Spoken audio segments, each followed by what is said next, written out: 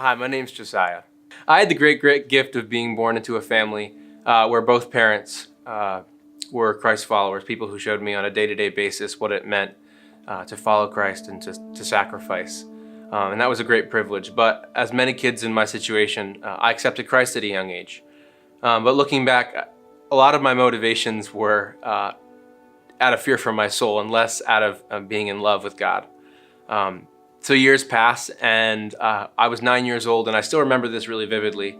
I was in my room, about to go to sleep, when out of nowhere, the weight of my sin just fell on me in a really powerful way. And I hadn't really confronted my sin in a while, and even at 9 years old, that weight just was overwhelming. But in that moment, God's love swept in on me and just said, I love you anyway, in spite of this, and I want to love you through this. And I just broke down in that moment. And I remember not so much complex theology or all the answers, but just the simple fact, God, you love me. You love me.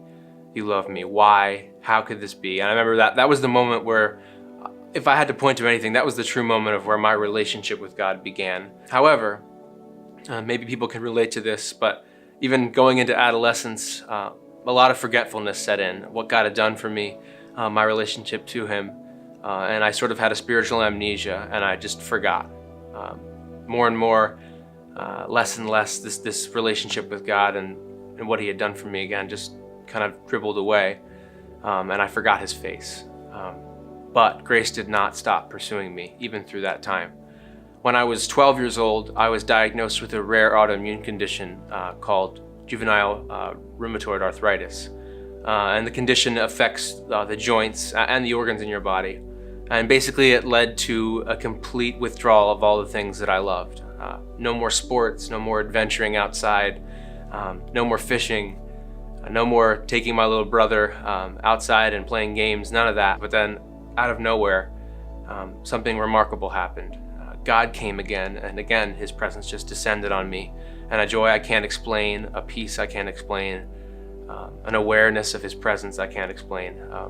And I think if I had to point again, just this amazing process of my weakness, thinking that I had been master of myself all those years, even leading up to that point. Again, God descending and showing me how foolish I was, but also how loved I was. Again, keep fast forwarding and take myself to yet another miracle that happened in my life. When I was in high school, I actually ended up meeting my wife, Natalia, who is getting baptized today as well. And God brought me into her life. I was 17 years old, and she was 18, and God just really used her in a really amazing way to continue to grow my relationship with Him.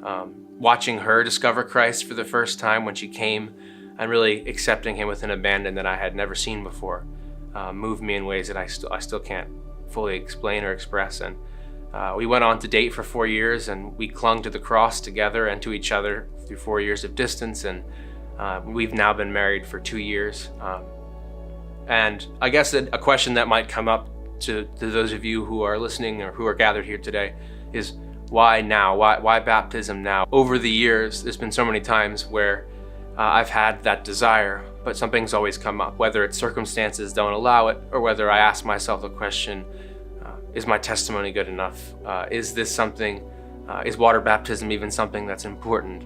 All these questions that came up in my mind, but over and over again in the last year, God has just come to me and reminded me, you are loved, and that baptism isn't something that I'm doing as a way of guaranteeing my salvation or earning points in heaven, but just simply and truly as obedience to Him and as a way of just continuing that. In my process of wrestling with this, I read a really amazing quote or thought by John Piper, and he said that water baptism is the wedding ring. It's not the true marriage itself, but it is a sign of that deep inward covenant. Again, today is an outward sign of an inward covenant which is unbreakable. Not because of my own strength, for I'm weak, I'm incapable, but Christ has come to me over and over again, pursued me all the days of my life. And today is about that, not about me. It's about His pursuit of me. It's about declaring that He is enough, and that I choose Him, and that He has chosen me. And oh, the glory, and what an amazing truth that is. And I'm here to just declare that before all of you. And I'm just grateful to be here today. Thank you.